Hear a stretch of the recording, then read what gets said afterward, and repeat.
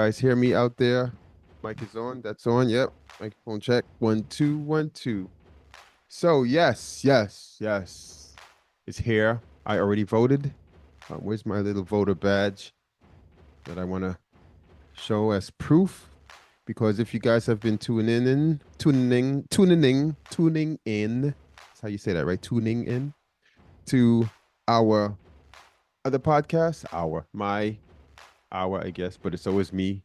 Then you know that we had a bit of a schizophrenic podcast sequence of podcasts that released this week.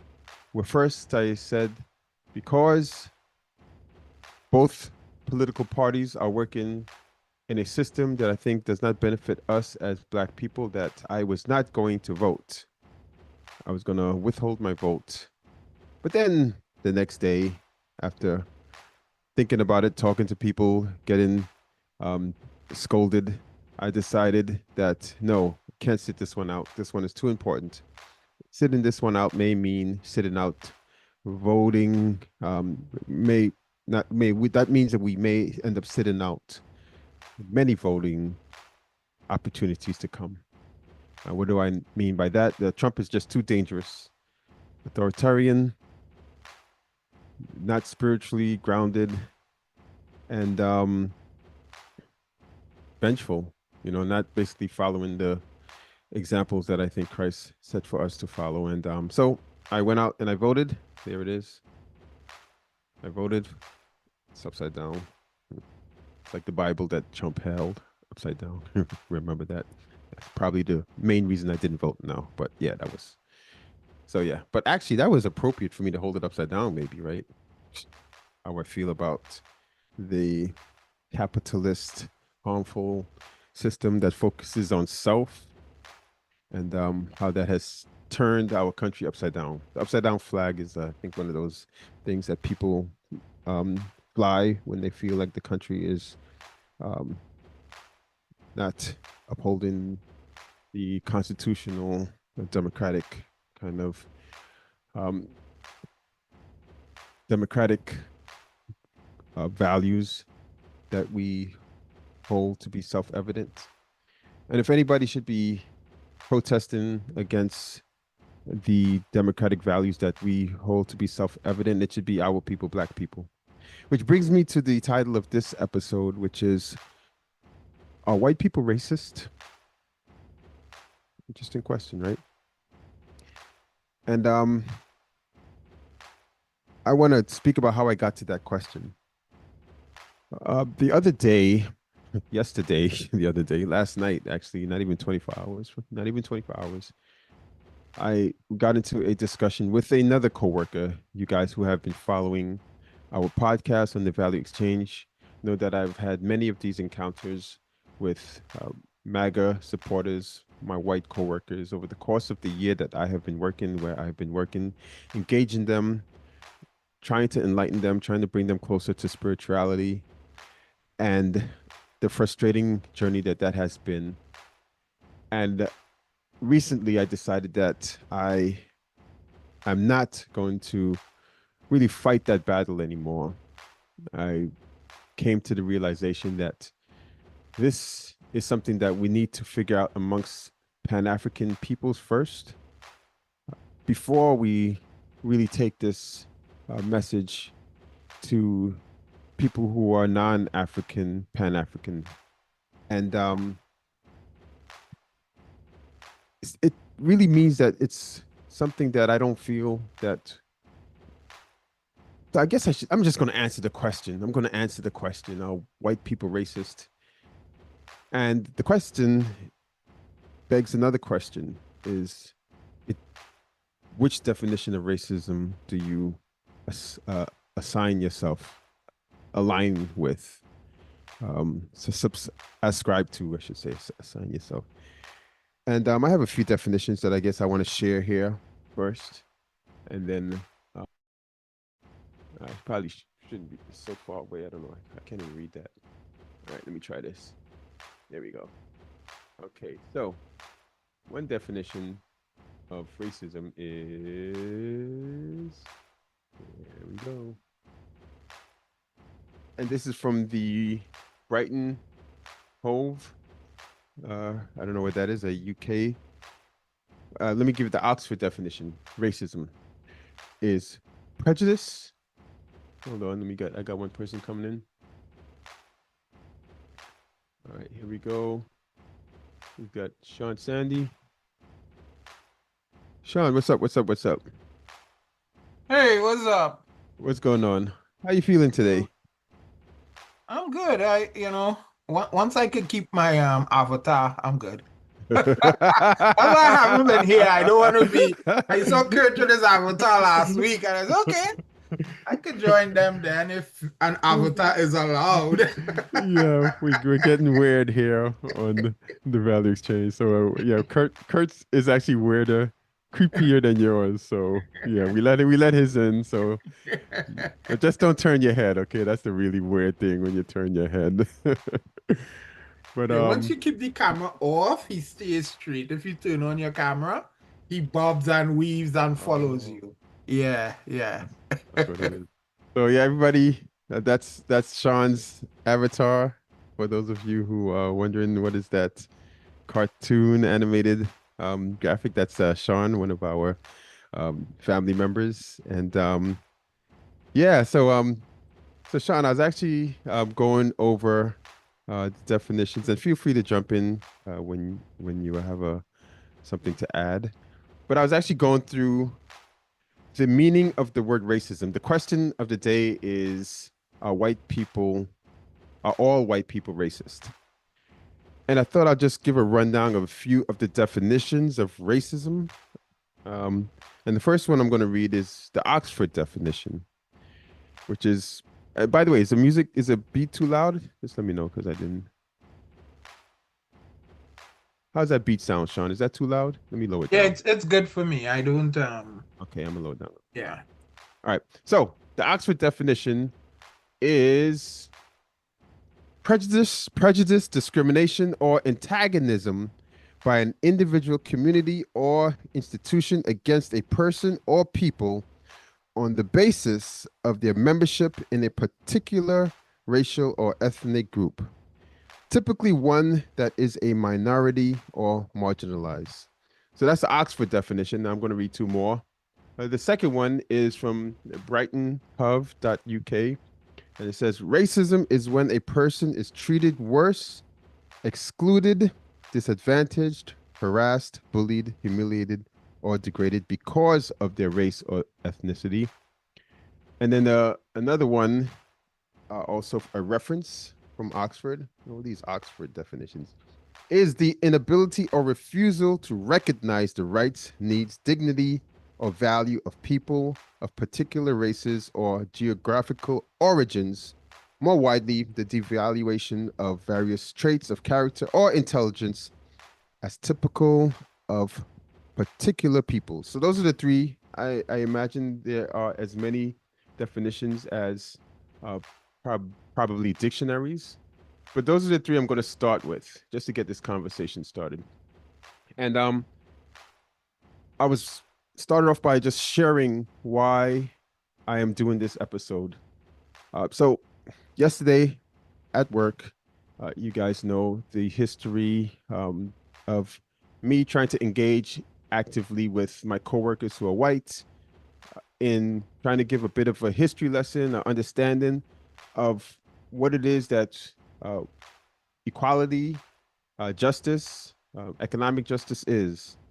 And these discussions have become very, very um, tense and um, very, very antagonistic to some degree over the course of the year, to the point where my cousin Sean always used to say that he can't have these discussions. You've probably heard it on probably on previous podcasts when Sean had joined us, and but me wanted to reach out and reach across the aisle, I guess is one way to say it.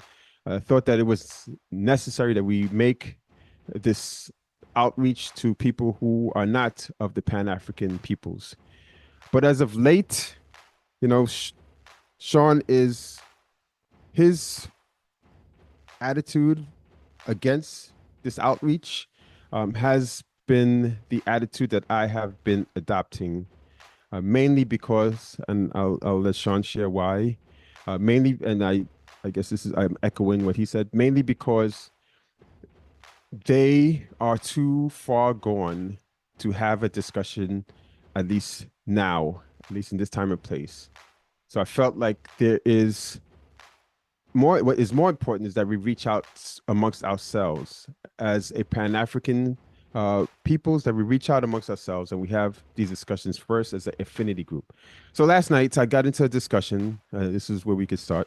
Uh, so I work in the paint department of this company that I won't mention, which is like the center of this huge big box home improvement brand. And it was the last couple of hours around this time with not many shoppers. Probably we did. I don't think we had, but a handful of shoppers in the entire store.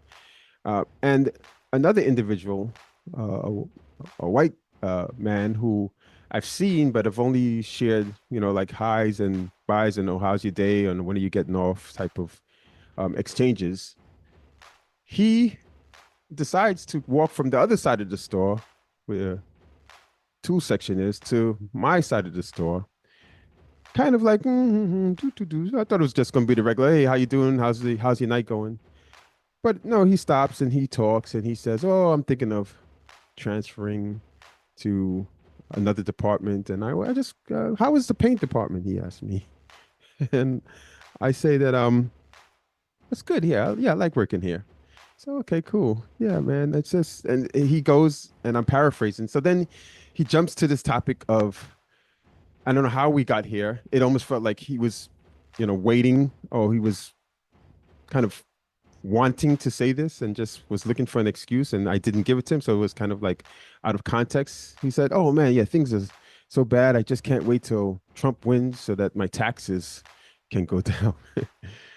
And him saying that, it's either you are thinking I'm aligned with you, which I don't think anybody at work knows because they more, I guess, at least most people know my stance politically, or it's a provocative statement where he's imposing his perspective uh, unsolicited to me. And I could do one of two things. One is what Sean said, which is, and some family members have said, just don't engage. I'm too busy. Oh, I hear you, which is what I was kind of leaning towards in the last few weeks, especially with some of my other coworkers, where the conversations have gotten very, very heated. But in this moment, especially on the day that I voted, and Sean, I'll get to you first. I just want to do the kind of the intro, and you could jump in. In this time and in this place, and with this election coming up on Tuesday, and walking in there actually, because I had an incident that happened the day before, which I'll go into maybe later on. I'm kind of like, you know what? Even though this is not the conversation I want to have with them, I still am in a place where I'm going into work with my activist armor on. I'm going into work with my spiritual armor on.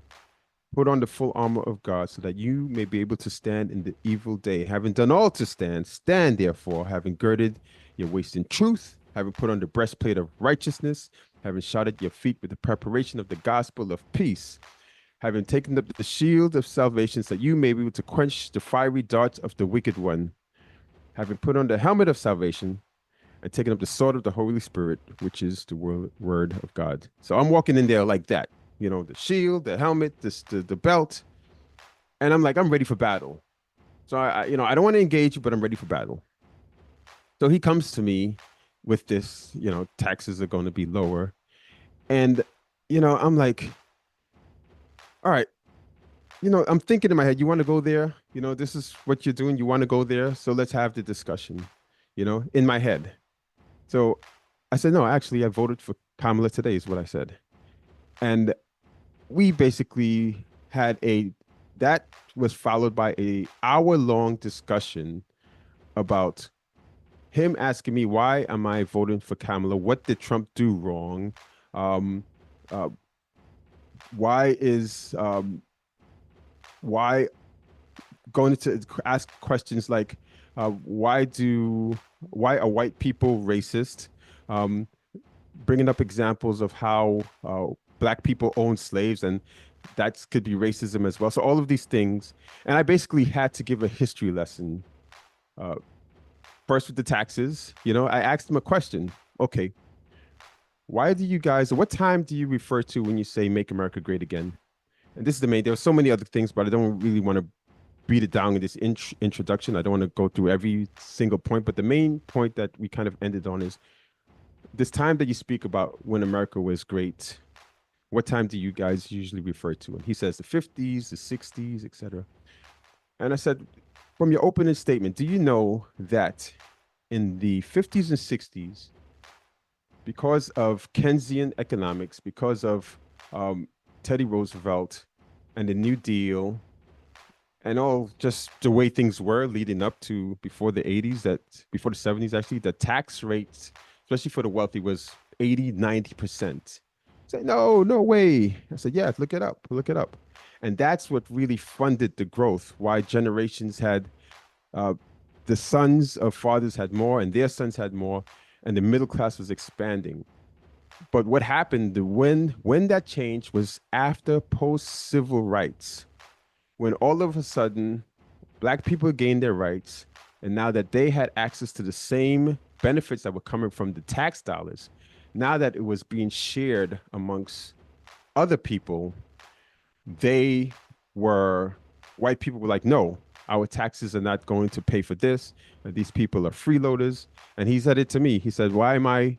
Kamala hasn't done anything. I said, what has she done? I said, she's done this social program for building schools. She's done this social program for teachers, for all of these social programs I was mentioning.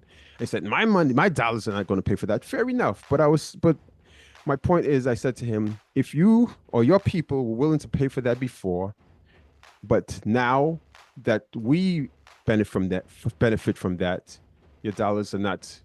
You don't want your dollars to go to those municipalities. Then is that a form of racism? And he said, "Are you calling me a racist?" And reflexively, I said, "Yes," but I explained. I said, "You're in support of a racist system, and you may not even know what you're doing. You may not even know that you're racist, but the fact that you are so willing and ready that when the shoe is on the other foot, when it's Black people or people of color or uh, people who are marginalized or women, that all of a sudden you do not want to participate in the things that tax dollars do to benefit the community." And this is just one thing, so I could get that. But it was a reflex action, and I saw him again today, and I was like, man, I didn't really want to call you a racist, but what I wanted to say is that, are white people racist? And my answer is almost like when you see somebody and you the idea of shaking a hand is like, it was during warring times, you shake your hand because you want to reveal that you don't have a weapon. My stance, and Sean, I'll let you jump in after this. My stance is this, that it's almost self-preservation to assume that the white man is a racist and have him prove to me otherwise, as opposed to as opposed to giving the white man the benefit of the doubt.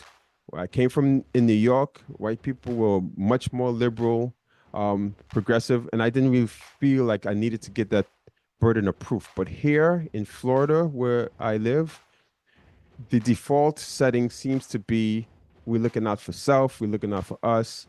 And if it benefits somebody other than us, then we will uphold the status quo and the system that oppresses our people. So, my question again, Sean, I'm going to ask you now, because of the way I presented it, or if you want to present it in another way, are all white people racist?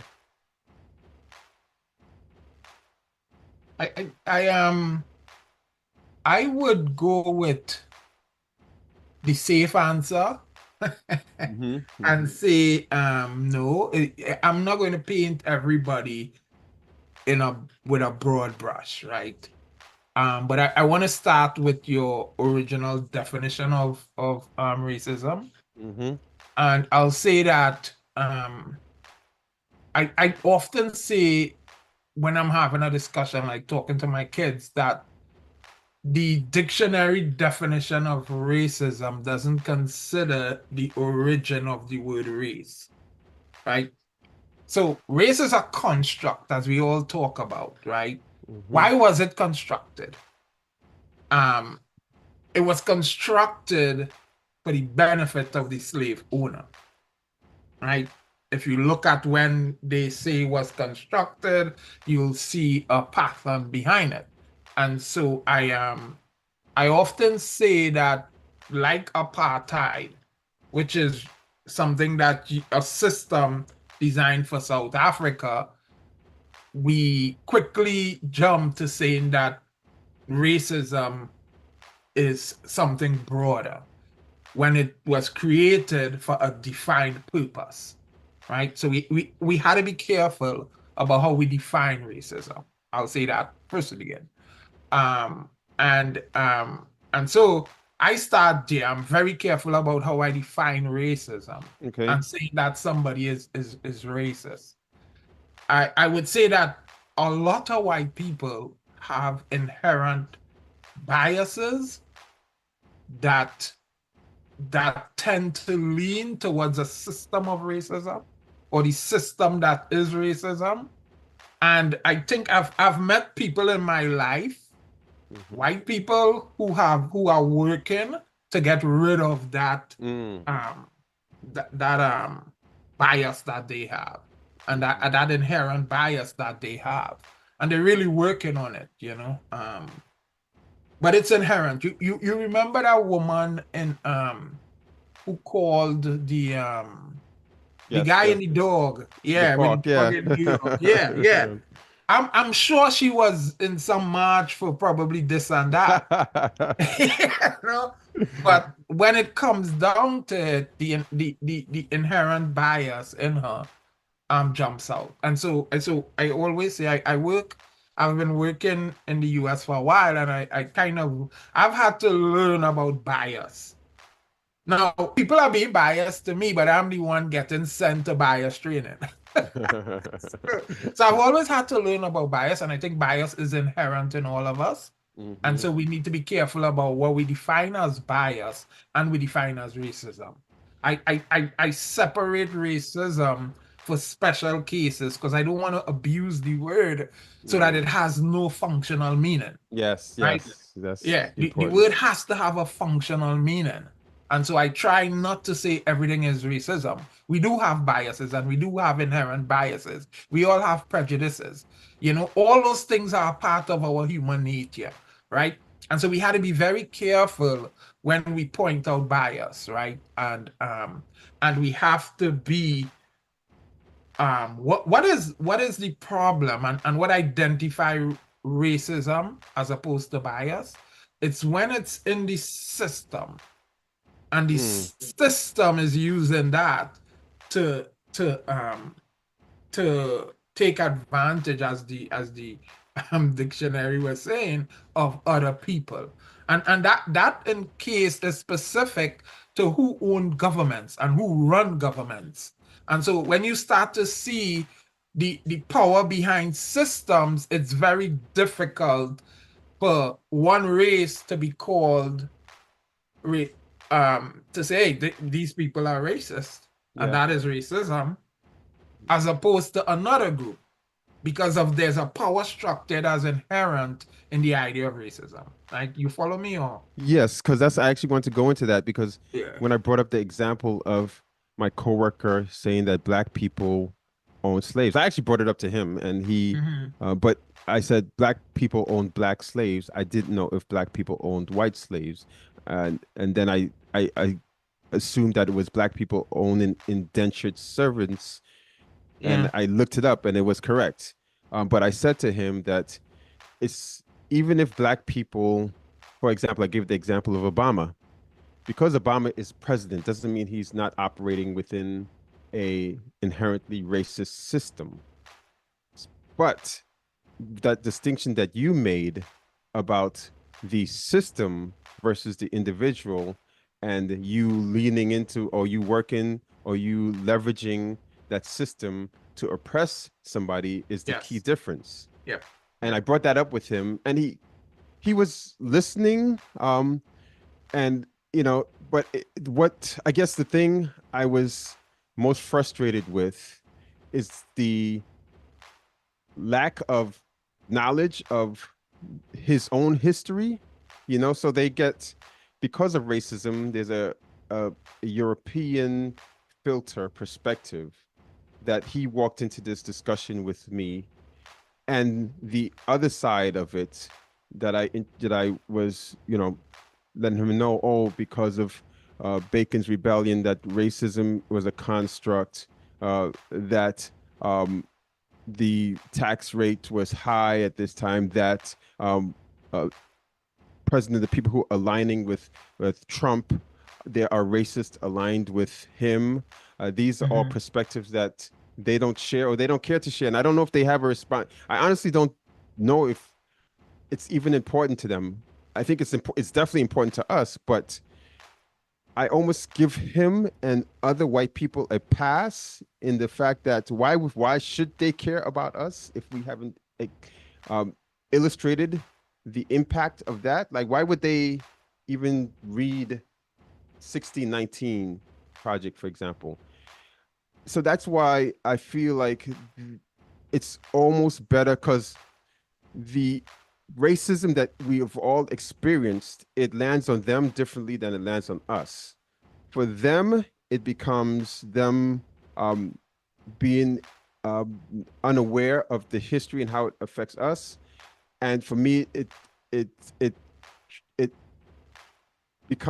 it reveals itself in the ideas, and how the ideas of um, white supremacy is a default setting for them. But for us, I think how it appears is in self-hate.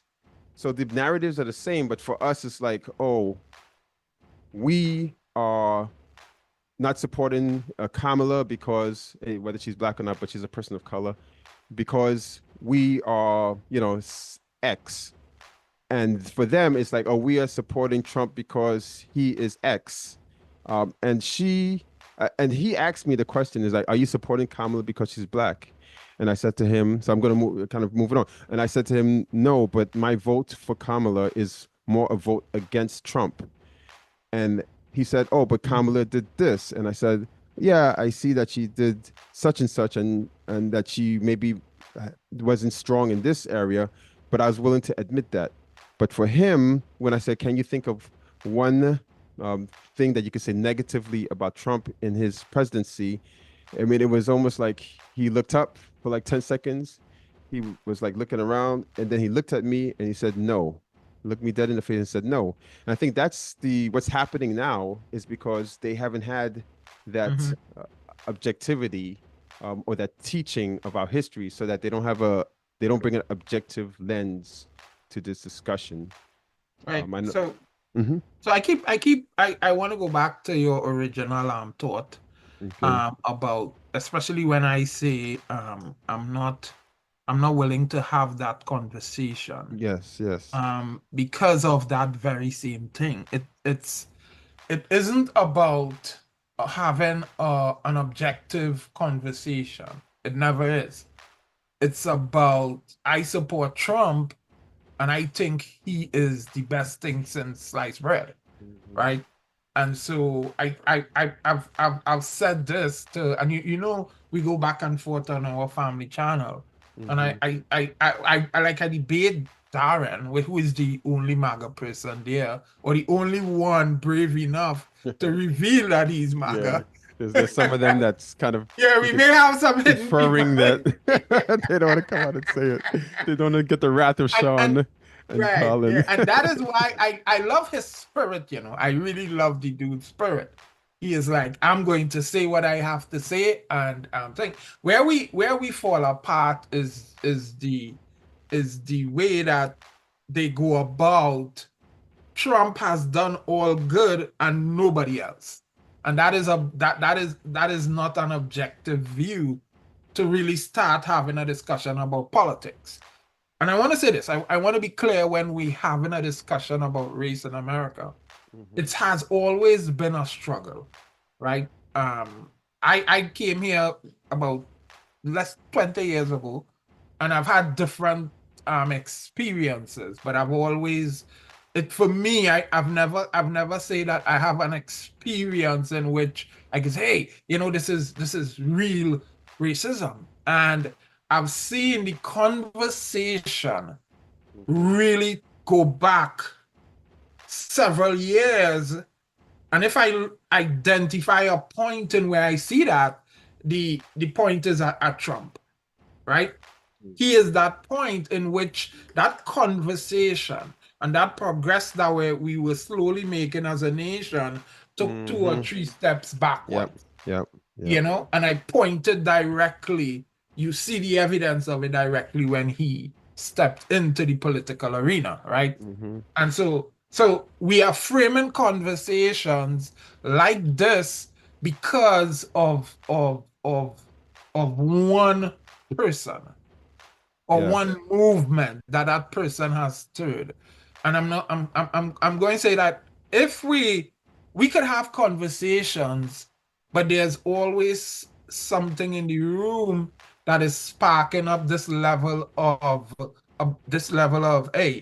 as you call it, a cultish level of admiration for one person, then that's a problem. And we can identify that as a problem, right? I think that's a simple way to do it. And like I said in our group, when I jumped into this chat that you guys started, jump on and I see, wait, 250 texts. I'm missing all this. What's going on here? And I jumped in. My first thing was, I'm not voting, like you say, I'm not voting for Kamala because I think she's the best thing around. I'm voting against Trump. And I've maintained that as my main goal for voting. Now I'm not voting against the Mr. Trump. I'm voting against what he stands for. And that lack of respect for democracy, that lack of respect for others, that inherent love for himself.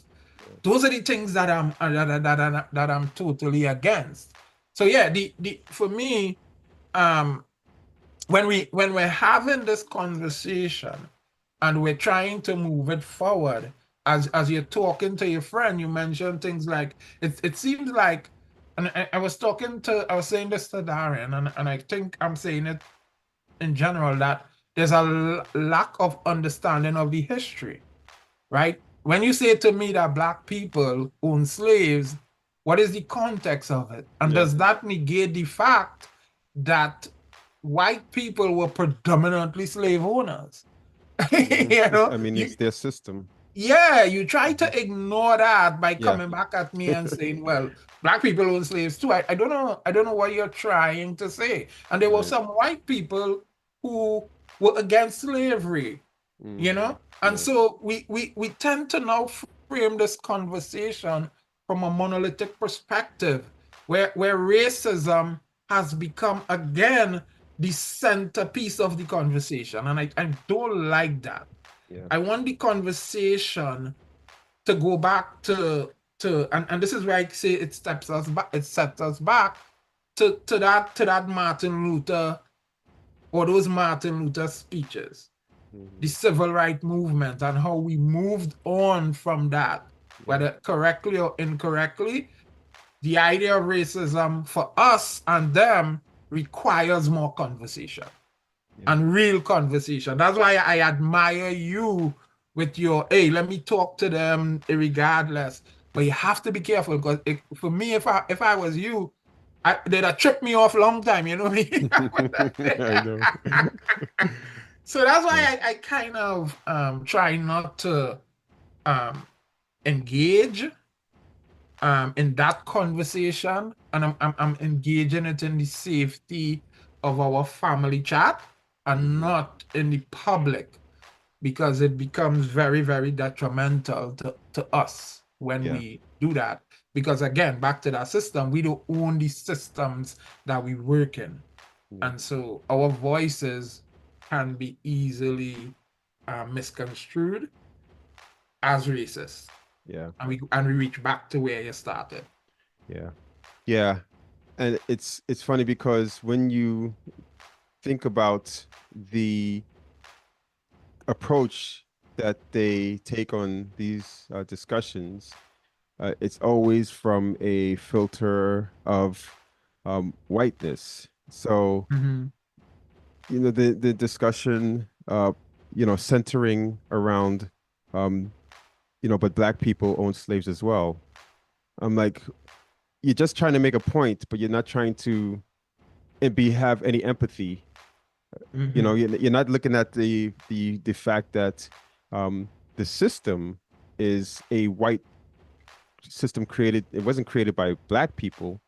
It was a system that was created by white people, by the Dutch. To uh, for capital.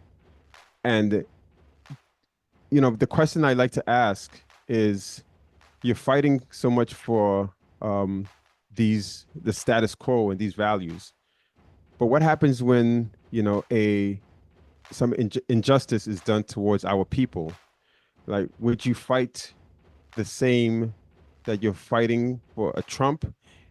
Would you fight in the same way that if you saw a George Floyd, or if you saw a Ahmaud Arbery or a Breonna Taylor?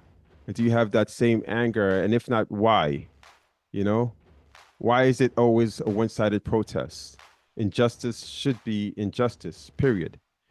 And but that's the perspective never comes from that, which is why. So I go back to the question, and the question is, are all white people racist? And I agree with you, because I felt this when I called when he asked me if he's a racist, and I said yes.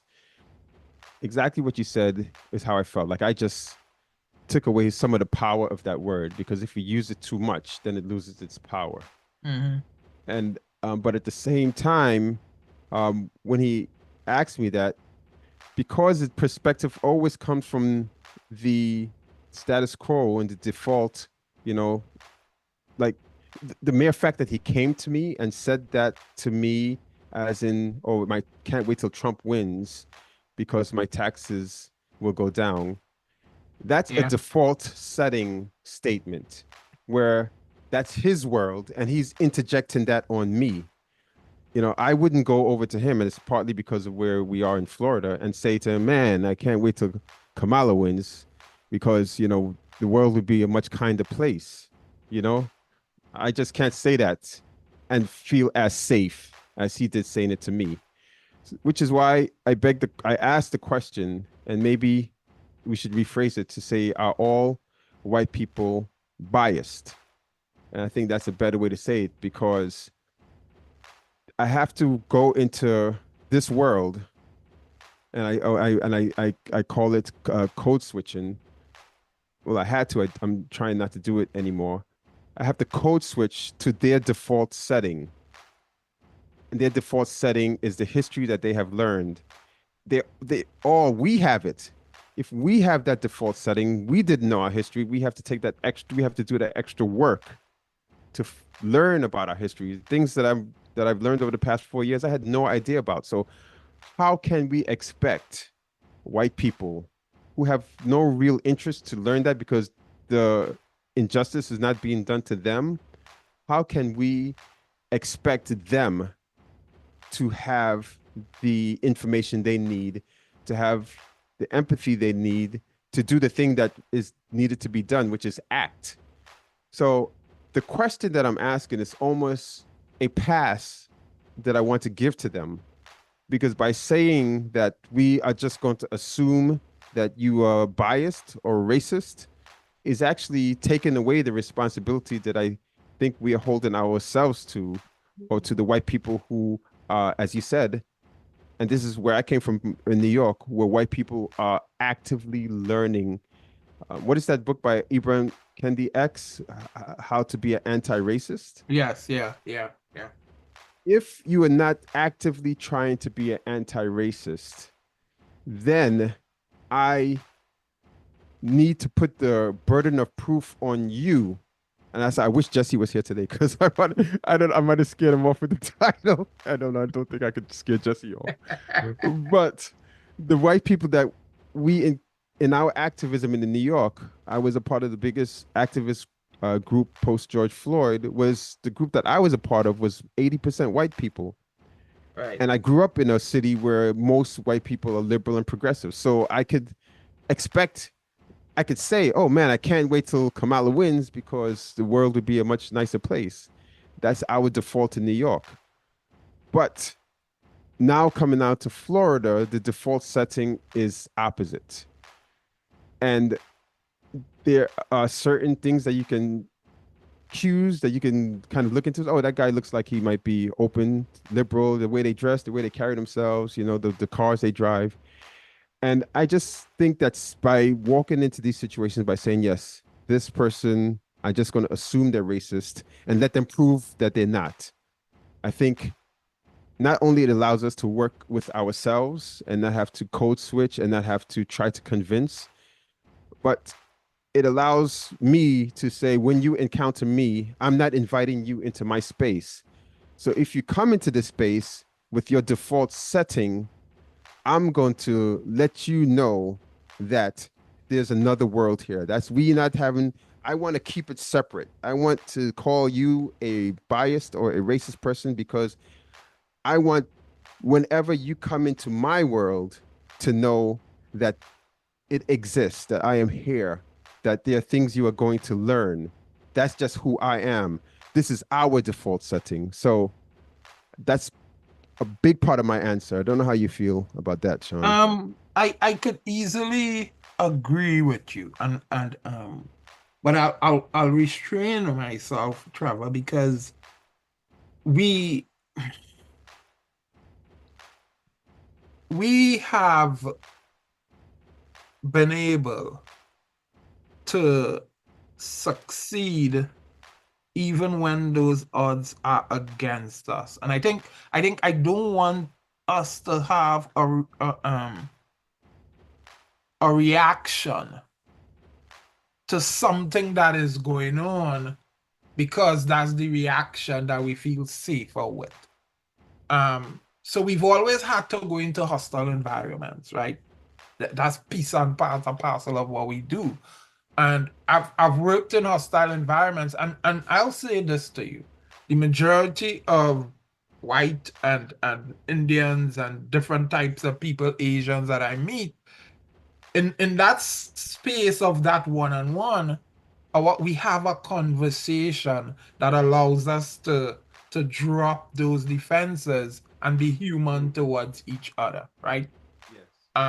And so the problem we're having right now is when somebody walks onto that space and invades it from a pulpit in which he could change or evoke that emotion from people using a dog whistle to them and saying they're Mm-hmm. taking your money, they're eating your Mm-hmm. dogs, they're eating your cats. Those things evoke emotions that cause people to act in a way that they normally could, that they normally Okay. wouldn't. And so it in that space, they're refusing to have con conversations, real conversations. And so we're talking past each other as and as that guy, you realize you were trying to talk to him, but he was talking past you. This is a Mm-hmm. Trump, this is a Trump something, this is a Trump something. And Mm-hmm. so for us who for me, and I know you're there too, who's trying to walk a different life. It's like Malcolm X, and he was taught that white people were evil, right? Until he went to Mecca and he realized that they were white-eyed, blue-eyed Muslims. And he was talking to them, and he came back with a different perspective. And so it's for us, it's a challenge. It's always a challenge. And so sometimes we have to act like or feel like or be like the bigger person, even when we're not in that space. Because that's how we fight. What you did, and I commend you for it, is that you acted as the bigger person.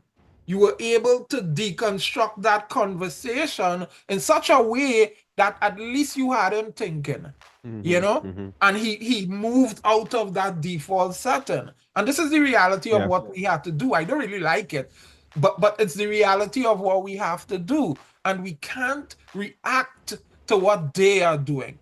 So I understand the idea of it, but I'm going to fight the Trumpism in it. You know, if that's a word. Mm-hmm. So I'm not going to fall to his evil ways Yeah. and considering everybody like that. Because I've met some people, I have kids, I have an autistic son, and I live in a predominantly white community. We live in the same area, right? Mm-hmm. And I've seen people stand up for my kids in ways that, hey, it didn't matter their skin color. You know, my Mm-hmm. son have a teacher. My son autistic, he has a teacher. Stands up for him anytime, anyhow, any place. Mm-hmm. You know, she's one of his best advocates. And she's white, you know? And so Mm-hmm. those experiences we have to cherish, we have to use them to overcome the negative parts of these things that we're getting through. Now, mind you, when I walk into a school, Mm-hmm. teachers know what I'm coming for, you know, and they pull back, they're scared because I don't joke with my kids, you know. Don't show them racism. Don't do that to my kids. I'm going to go in school. Mm-hmm. So when they see me, I'm telling you, I'm looking, walking in on a principal, and I'm seeing he's like, oh my God, this guy is here now, you know. And my kids know me. When I go for them, I go for them, you know. But I go where they're scared, but I disarm them because I have knowledge. Right, right, right. Yes, Yeah, I yes, have the yes. knowledge. It's like when you use that knowledge, it gives you a power. And they realize you Amen. have that knowledge, it gives you that power to respond. And so that is Yes. what I have been able to do. I walk in a school laughing, and I'm seeing the principal like, hey, what are you doing here?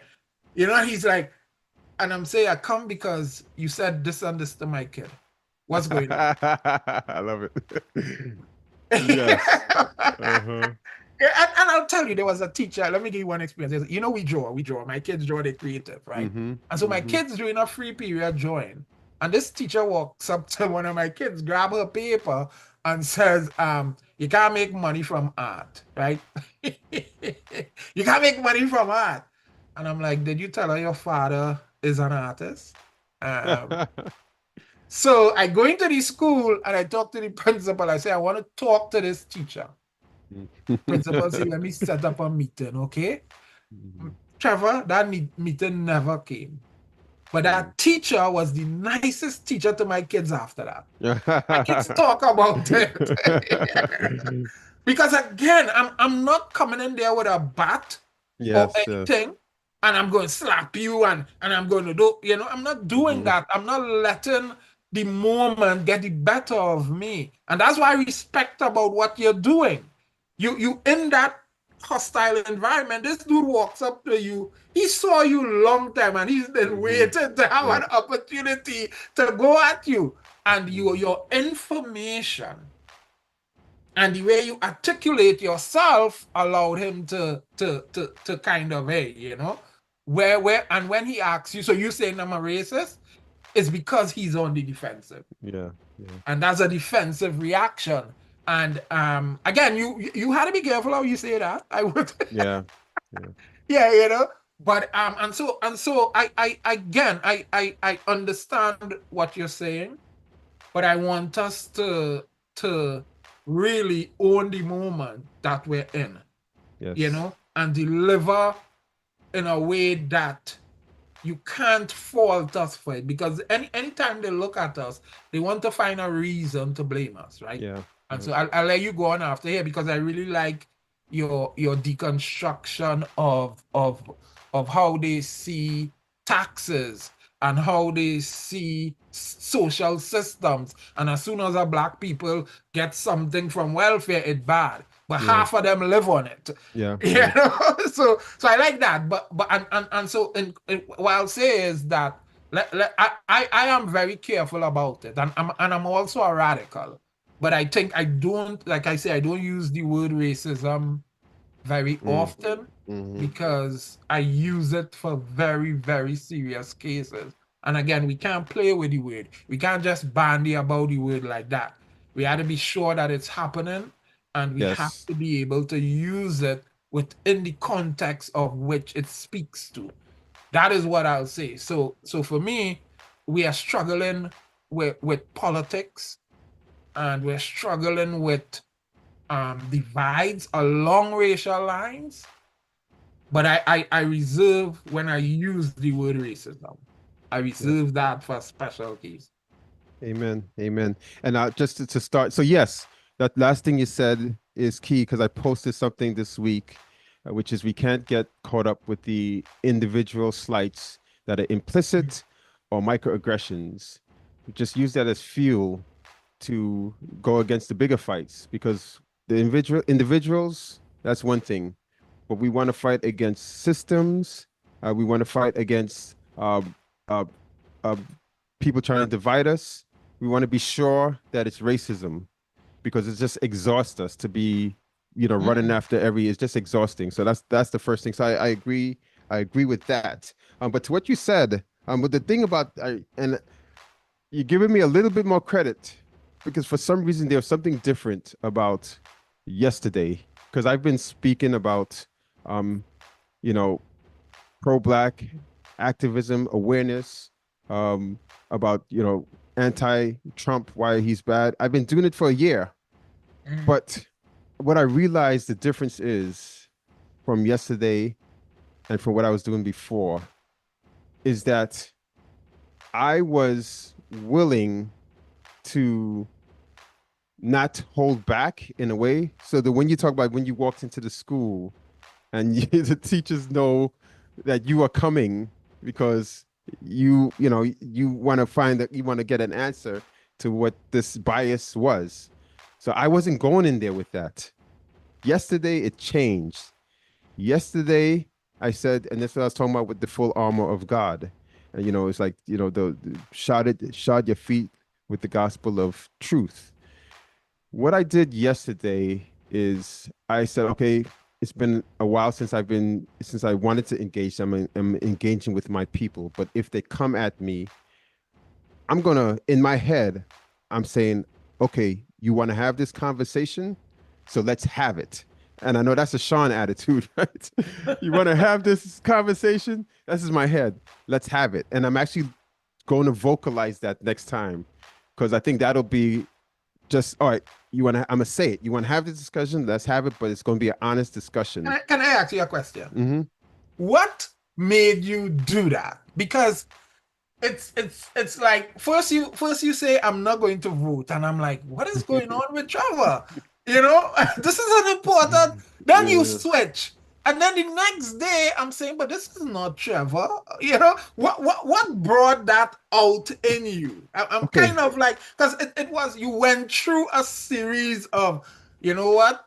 I'm not going to vote because I think this serious. Then it's like, no, I'm going to vote. It's serious. And then the next thing you know, you in this place talking to somebody about, as you say in this The kind angry of black way that, man. hey, this is Trevor. What made you do that though? There's a series of things that happened this week, and I think it's escalating as the election arrives. So the first thing that happened, it was I was just watching a TV, a comedy series, and they were talking about how Trump was very broad on his definition of deporting illegals. Mm, As soon as I mm, get in, the first day I'm going to dictate and deport people. And the clip was from Jon Stewart. He showed a series of how that number ranged from I'm going to deport 1 million to 21 million to one like, and he was basically the point was you don't even know what this man means. He's not going to be exact about it. And the first thing that came to my mind, Sean, to be quite honest, is like, what if and people have said this, what if he accidentally deports people who are actually citizens? And I thought of my mom and my dad. And mm, mm, that was it. I was mm, like, what if mm, this vote that I'm withholding, that's the consequence of it, that they deport my mom and dad. That's one. But the second thing is, and this is the story that I didn't want to share at work. I had a racist. What I don't know if I don't even know if I want to share it. I'm not going to share the details, but I had a racist incident happen at work that was very implicit and microaggressive. Basically, somebody had brought something to me that has never brought something to me from a place that it never should have come from. And on that thing that they brought back for me was a banana peel, you know. And I was like, Wow. right, right. And I was like, I didn't. I was like, yo, so I'm not going to take up this fight, because the moment I Yeah. say, "What are you doing?" That's racist. He's like, "Oh, well, sorry, I didn't see it there." And, yeah, I can't prove anything. And it's a person that's always provoking, a white person. And I was Yeah. like, Yeah. Yeah. this is just getting worse. It's been, Mm. it's been very implicit bias over the course of the year.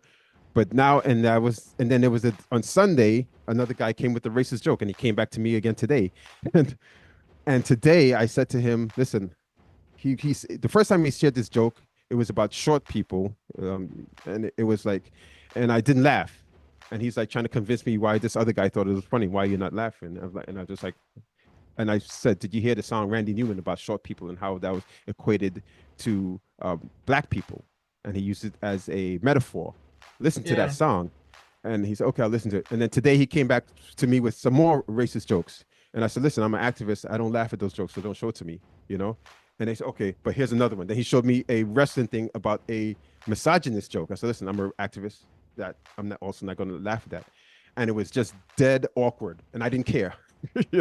Because he's not going to come back to me again with that Yeah. Yeah. nonsense. Yeah. But Yeah. to your point, the thing, so those two things kind of like made me say that because what happened, I was code switching, Sean.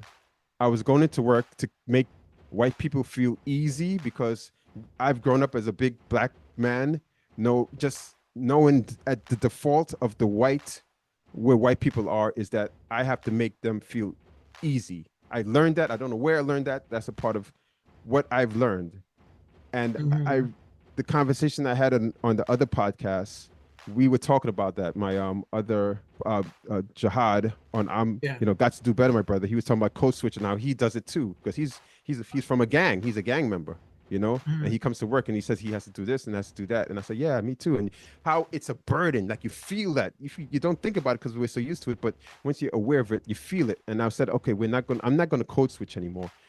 And then so with that, I said, okay, if I'm not going to code switch, I'm going in there as an activist, always 100%, because there's always, I mean, every day there's I just mentioned those few, but every day there's several microaggressive things that happens to me at work. And it's just like, sometimes I'm like in a good mood. Hey, how you doing? And then the microaggressive thing happens to me. And I'm like, man, I was caught off guard. So I'm Hmm. just going in there like I'm going to be the activist. And if you do that, I'm going to give you a look. I'm going to talk to you. And that's what led to when he came to me and he started this nonsense. I was like, okay, you're going to get a history lesson because that's my activist. As an activist, that's what we Yeah. do. Yeah. Yeah. And that was the main switch. But I tell you to your last point, which is what I learned being in this mode, which is the knowledge, knowing information. What we are doing as Black people and as people who have fought this battle for 400 years Hmm. is we have an extra layer of knowledge about American and world history that they don't have. Yeah. So for me to come with him with simple facts that if it was a part of American history, he would know and be able to have. So basically, I was saying stuff to him and he was like, "Oh, I don't know. Oh, wow. I don't." It was everything I was saying to him he's never heard of. And he Yeah. either Yeah. had to try to deny it or say that, "Oh, no, that can't be true," or try to put his spin on it. I'm saying, "No, look it up. Yeah, look it up. Yeah. Yeah. Look it up. 80% taxes. Go look it up. Look Right. white men." So that thing about the information and us knowing is such a thing that makes us, I actually think it protects us because now I walk at work and I know there's people who, you know, I'll be straight up. I could get harmed for being a black man that's aware. And I've always been aware of Hmm. that in New York, but down here even more. But Right. I feel like it gives us a layer of protection if they know that if they harm me, that I'm aware enough and engaged enough with my community that somebody else is going to bring a fight to you, and not a physical fight, but you're going to feel either the weight of the law, you're going to feel the weight of economic economic retribution, you're going to feel the weight of the shame of all of these things that would not come if I was just silent and code switching and say, oh yeah, we could take care, we could um, have more implicit or explicit bias against this guy because what is he going to do? He's just a black guy that needs a job. No, Yeah, I'm a yeah. black man that's fighting for a bunch of people, and you are going to be held accountable. That's going to be your next fight if you do anything to me. And Right. that's where it switched. So just to answer your question, that's But where it switched. let me say this to you. It's Hmm. funny enough you talk about code switching. Because when Hmm. I came to this country, my first job, I didn't say much, and it was like they took advantage of me. And then my second job, I was very, very vocal because for me, it was I couldn't find a middle ground, and I struggled with the middle ground. And so I worked for a company right here in Brooksville, and I knew that hey, if I opened my mouth, it comes off the wrong way. Because first begin, I have a thick accent, and then I say things in a way that as we say back home, I'm Franco man, you know. And there, so I had to learn to code switch, or what they say is like, or like give people the sandwich, you put it in between bread, or however they tell you in those business seminars. So I do that a lot to sort of try and navigate the space that I'm in. I work in corporate America. I'm a developer, so I work in corporate America. But I'll say this, my company does have a strong equity and diversity program, DEI. And so one of the things, again, like I tell you, the attack on DEI is purposeful, right? Hmm. Hmm. And I realize that people are misinformed because of disinformation. That side takes something that they see. So they talk about Kamala being a DEI candidate and make it a bad thing. They Yeah. talk about CRT and critical Hmm. race theory and all these kind of things that they make bad things. So Yeah. you had to be real careful about it. So again, we are in positions that we are because this fight for us is bigger than we don't own, right? And so when I talk to people like Darren and we preach ownership and we talk about owning, we still have to understand where we at this current time. So I like that whole idea, but at this point in our history, it's very much an idea.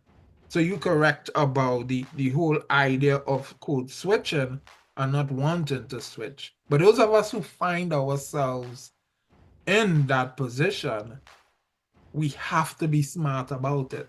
It's like when Obama went and called black men out.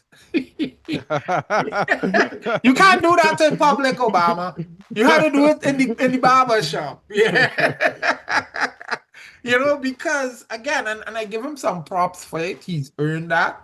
But again, we can't just go calling out people. And I again, so Mm. so so in your space, it's where that it's happening so openly, and that's why I call openly, although you say it's microaggressions, but that's Mhm. them being very, very open about what they do because they try to push you into a situation where your response becomes the bad thing. Yes, Yeah, yes, you know. yes, So that's you it. always, yeah, That's yeah. it. So even though you're not code switch, you're not in that code switch mode, you still have to be articulating how you deal with it and Well, smart about how you deal with it, right? mhm, Because something I'm realizing, they don't read, they don't understand, they don't yeah, study their history, mhm, right? And so you made a point about because of who we are, we have to have a worldview.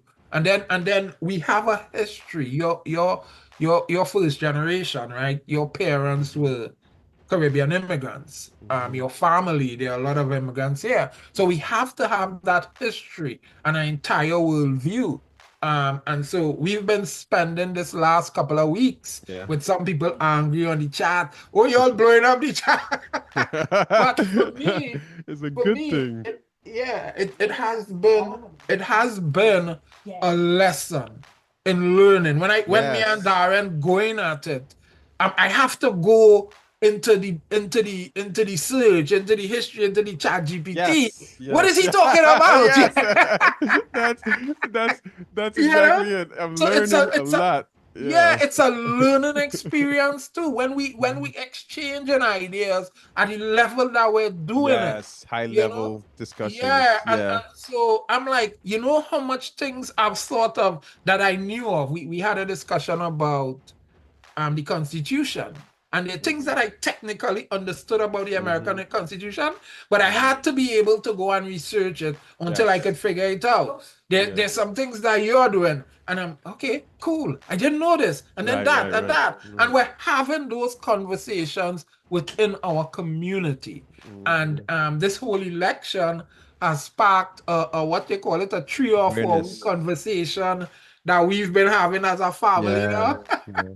It's amazing because that's Yeah. it's straight because I always speak about my experience in New York post George Floyd and Mhm. how we were having it was an awakening, a huge awakening for Black history and our liberation. And I was always hoping to recreate that. Never thinking, I'll be honest, never thinking that it will come from our family. Mhm. And this is exactly the type of conversations we had then, but it's the next level because it was very fundamental when we were talking about it post George Floyd, and it was about police. But now we're talking about constitution. We're talking about Black economics in terms of what does it look like to have our own, to own our own. We're talking about Yeah. spirituality, which I didn't speak about it at all before, and it's on a level that didn't happen back then because when we did it back then it was in person. Because we're now, and we also had Discord, of course. Yeah, I mean it was high level back then, I'm not gonna lie, but this is the same thing.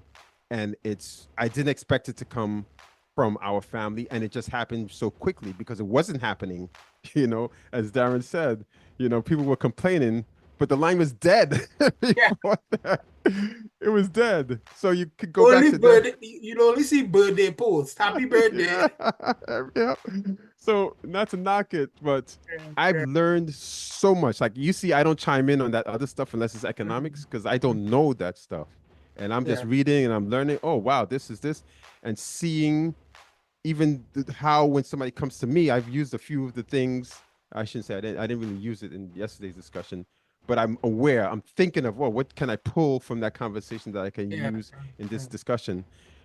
But that's yeah. So that I mean that's a big thing. But to go to your point when you spoke about code switching and not having them provoke us so that we will be the bad response, which is Yes. exactly what they're trying to Hmm. do. Hmm. So Hmm. I thought about that, and because I don't, because you noticed and you observed it, how there was this change in me, right? And I think Yeah. other people Yeah. observed that, and I didn't like that, right? I didn't like how I was feeling. I did not like it at all. And but when I was at work, I would do one thing, which was I would always say, how would my mom react? Or just think about my mom and I'll get in a happy mood again. I'll get into my good mood, but because of her. But I needed something more. And today I Hmm. really thought about what that something is. It's something that I think is so I'll just go to what that something is. That something is spirituality. And thinking, because I have those three things that I always speak about. Believe in something greater than self, which for me is God. Um, hold that something greater than self at the center of your life. And the third thing, when in doubt, what would Jesus do? And that's the third thing that's going to keep me from becoming the angry Black man. I ask myself, would Jesus be mad at this white man for not, understanding my journey and my fight? No. He would tell him what it is he needs to do, but he would love him. And it was already there for me, but I just was kind of losing it, I guess, going through this process of like putting on this armor. But as long as I make sure that I center Christ and I ask myself, would Jesus hate this guy? Because my other friend, you remember my other friend that I was having the big debates with, the arguments with? So today we're good friends. We don't talk about politics. We don't. But today he came and he kissed me, you know? He said, I love you, man. And I'm like, and part of me was saying this, and this is why I thought about this. Part of me was like, man, I don't want this white man kissing me. You know? That's like what I was like, Trevor, that's not you. That is not you. You don't say that. I Let said, me say no. something, Mm-hmm. Trevor, Go ahead. about those three things you just said. I want to add Yeah. one to it. And Okay. it's something that you brought up in our family chat. This Mm-hmm. idea of self-hate, Yeah. right? Yeah. And so a part of your spiritual being, your spiritual, your whole spiritual self and loving others is that first, it talks about love others as you love yourself, Yes. Yes. Yes. right? Mm-hmm. And so it's important for us as a people that we start loving ourselves, Mm-hmm. you Yeah. know, as we see ourselves, love ourselves, and pass that love on to others, right? Because we spiritual. I think we are spiritual. Yes. I think it Yes. doesn't matter what you call us or the different religions that we serve. I think we are spiritual by nature, right? Mm-hmm. And Mm-hmm. so we lead with our spirituality. That's why you could easily say the black church, and how much money the black church is raking in and that kind of thing, right? Yes. So we are spiritual, and part of your mantra is to love others. But you Mm-hmm. can't really love others until you truly learn to love yourself. Yeah. And Yeah. that Yeah. is what we have to focus on as a group. This idea, and I know you don't like the word self-hate. I don't like it either.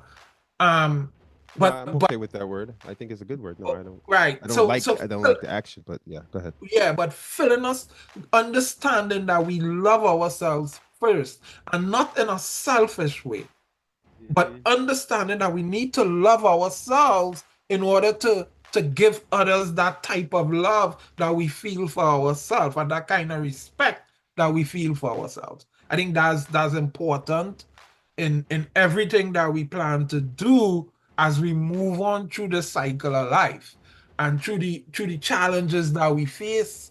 Everything I don't call myself a Christian, but I walk a Christ lifestyle. That might be confusing, but that it's a distinction. But I always love the way that Christ treated others and how he walked. And so that's what I'm trying to do. I'm Yeah. not into any type of religion and Christianity, that Eurocentric form of Christianity that we serve, because I understand that first I have to love myself to love others. And so I'm teaching my kids that same thing. I'm saying to them, hey, love yourself first before you, and that same love you have for self, give it to others. And we don't understand that. We don't Yeah. understand that. So I Amen. think that what you said is important. I just wanted to add that to it. Amen to that. So yes, I echo that. And I think that's actually a part of the affinity group. We have another WhatsApp, the 1619party.org. Mhm. And it's for me, this is like the value exchange. This is the value exchange here, and we have people from all races, from all backgrounds, and that's cool. But I think we need to love and talk amongst ourselves first before we move on to the next stage, which is to bring that value that we've now embraced to a larger community, which is the value exchange. So the Yeah. value exchange has taken a back seat for the very reasons that you said and that we talk about on the WhatsApp, the family line, which is that we have to learn to love each other. And Uncle Adley had this beautiful thing. I wish I had it here. We spoke about that. It was probably the most moving piece that was posted in the weeks that we've been posted. We had must have like over 3,000, 2,000 posts by now. It was 1,000 when I interviewed Darren like 3 weeks ago, and Yeah. it's increased. And that post was the most resonating to me. He speaks about how we need to love ourselves, and I'll probably share it next time or maybe post it. I'll post it in the show notes when this comes like when this goes up tomorrow night. But yes, yes, yes, and yes, Let and me add something to what mhm, one thing I want to add before I forget it. right, You said something about that frustration and that pent up frustration and nowhere to put it. I mhm, think I think one of the things that the people who understandably upset in the family chat don't realize is that it gives us a space to express the way we feel at work Mm, and the way we act, we move, that we could come there and express ourselves freely. Because you can't do it because, as you say, we spend a lot of time code switching, yeah, or yeah. trying to survive in it. So Mm-hmm. it's a great outlet for that. And we have Amen. different outlets that we could go to and express the way we feel. We're not always right. Nobody's always right, right? Mm-hmm. But we have a place, and when you said that, I just wanted to mention, you said that, hey, it's so frustrating that you didn't know what to do, that you were just Mm-hmm. like, hey, Yeah, yeah, yeah, yeah. I was venting. I was like, "Who am I gonna scream to? yeah. WhatsApp! I got the WhatsApp!" And I went screaming And on the WhatsApp. I noticed after your vote, you and Darren got into. I'm saying, what is wrong with Trevor? He's usually quiet.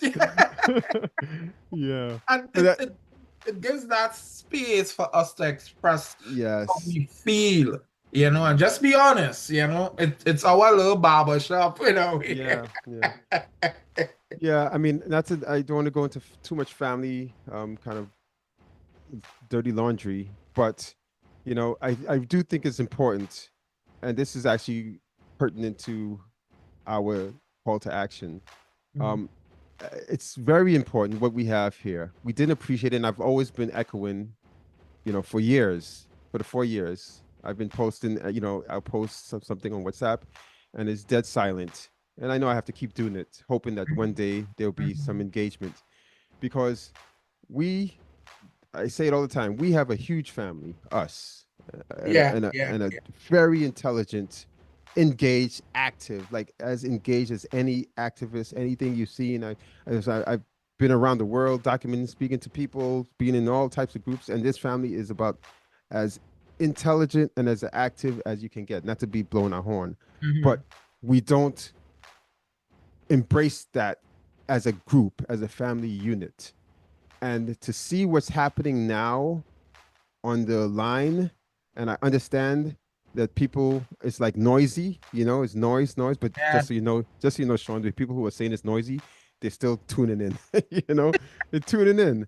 I only wish they would lend their voices for that very reason that you just mentioned, for why I was wanting to vent. The world out there is rough, and we have these other groups that are like kind of isolated, but this is where all of our family is together.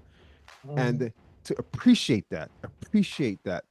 And I'm gonna start to wrap it up. So I want to leave because that's a great segue, and I'm gonna give you space to have your last words. But I just want to have this segue before we share our last words. Um, the call to action that we have to other Pan African families, and I'm intentionally using the word Pan African. I'm getting used to it where I don't use the word black anymore because I think there's a reason for that, and I'll go into that in another podcast. But for other Pan African families, is to create something like what we have on our line, our family line, which is just for us. It's our affinity group. Go to if you're out there and you have a family, a little nuclear family of 4 or 5 people, and maybe you have another relative that lives in another state and they have 4 or 5 people, create a WhatsApp, because it's such a model for growth, learning, and um, venting, spiritually. It's like a church in a way. And and Sean, you argued that this is a church as well. But it is like a church what we're doing for the black during for our Pan African people, I should say, during the civil rights movement. The church is where we went to vent, and where we got to where we went to unify, where we went to plan, we went to have to have economic power.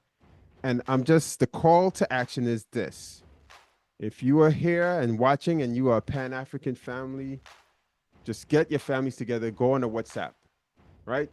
Talk about the things, the issues that are important to you, and then come up with a few issues, and then take that to your local legislation and say, this is what we want. But the first step is to just get the WhatsApp. So that's a call to action for today. Just get a WhatsApp, invite your friend and I'm sorry, your family member, your cousin that you have a cousin that you grew up with. You guys are tight.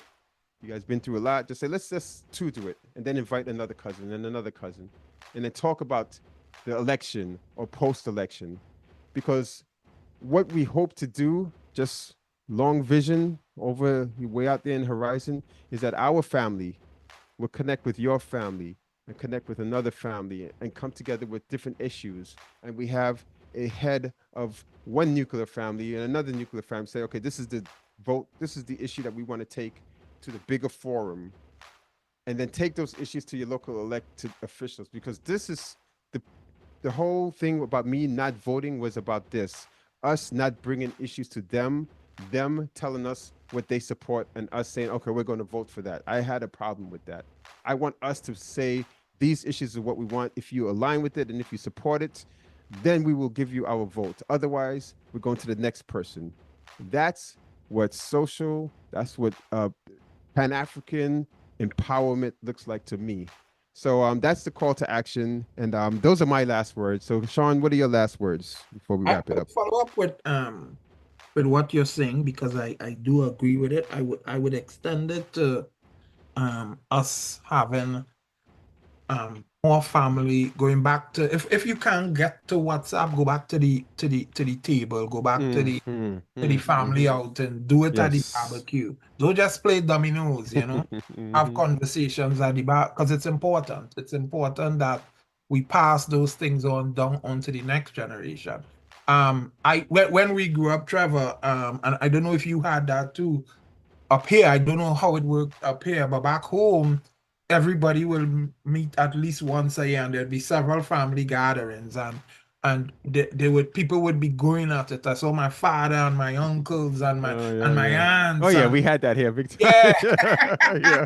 and we understood that as a family, Yes, yes, yes. and so I think we are Beautiful blessed. memories. Beautiful Yeah, memories. yeah, we are Those blessed fights are the in most beautiful memories yeah, we have as a we are blessed in family. that space. Yeah, that we're blessed, and I wish as an action that Black people, just Yes. Africans, in this, what Yes. you call it, Pan Pan Africanism. Pan yeah, Africans. space, start sitting down at the table, Mm-hmm. having conversations with each other.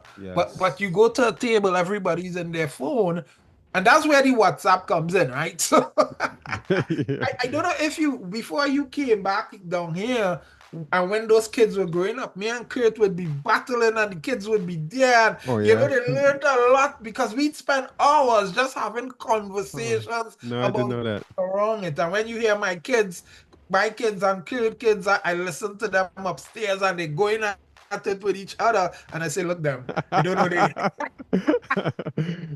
No, I came down. So when I came down, just so everybody knows, Sean has, at least you were having it, and I haven't been to one in a while. But Yeah, you have a brunch, a yeah, Saturday brunch, every and it's a second great thing. Saturday. And we're replicating that. What we're doing here and what we do on our WhatsApp. Sean, we do it in person at Yeah, Sean's brunch every once a month, and that's yeah, what he's talking about, and that replicates what comes from our larger family. Sean was born in Trinidad. I was born in America, but most of we have the same family.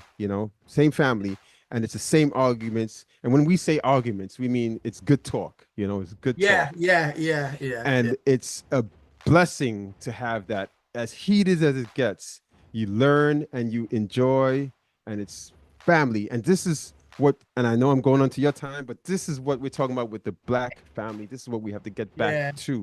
This is what we have to get back to. Go ahead, Sean, When finish up. you meet some of our women in our family, you ain't had no problem with Kamala. You have none, because the women Amen. have voices, Mm-hmm. speak. Mm-hmm. I always say this. I can't, for the life of me, when I think of my grandparents, I think of them. I don't think of them as separate or one dominating the other. They ran Yeah. the family, and Yes. it's weird, and so we realize that not all Black families have that. Yeah. There's a it's a sad state when you look at our families, and so the call to action is not just families, it's adopting brothers and sisters in the church. The church is not just a place that we go and worship. I wish we'd start to realize, that the church is a place where we could go and heal and talk and have discussions with each other. Amen. I wish we Amen. could get back to that type of space, when you talk about, and I always say to you, that idea you have of community, that's the church. So I Mhm. always say to you, it's not new, it's the church. Yeah. Because it's that is what the purpose of the church is. And we need to Hmm. move away from this Eurocentric form of Christianity. When I had to go on my high horse about that. You know Where what we I'm going to say, right? yeah. Capitalism, bad. where we sit Community, and good.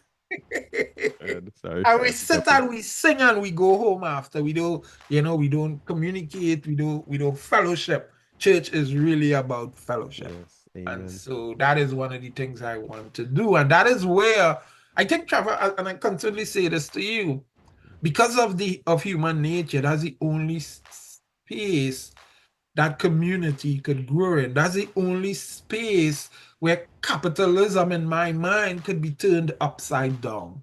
Because that's a space that allows for it. That's how that space teaches you.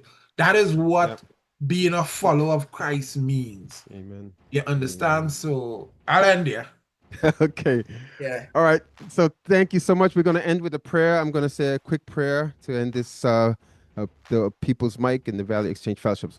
The Heavenly Father, thank you so much for bringing us here in this space once again, once a week. For those who are not here, let's pray for them that they're bringing in this night, this next day in peace, empowered, and lead us into next week's election, that this country will stay together. We know we are very much divided, but we are still held together by that common idea of democracy and choice, and that every voice counts. And we hope that we continue to keep our eye on that ball. You know that the rainbow of justice is long, but it arcs towards justice. And I know I butchered that, but dear God, thank you so much for bringing us here, our family. Hope that we can echo this model, that we can amplify this model for others, that as a Pan African people, that we can come together and unite, even if it's not all of us. It only takes two or three, and then we can connect with the other families and bring something that's not really present in our discourse today, which is unity, love, and selflessness. And this I pray. I love you, God. Amen and amen. Amen. Next Amen. week, next week it would Next be week. next week it will be a totally They're different. totally different. I This wonder might how it be. will go. I I don't wonder know. how I don't know if we'll have a podcast, right? I don't know if I'll be, it's like some the of us grid. will be crying. The grid might go down, right? Who knows? Who knows? But Uh, yeah, it's scary to think about. Next week will be a whole different everything. So thank you for joining us. Thank you for joining us here at the People's Mic. Until next week, peace and blessings.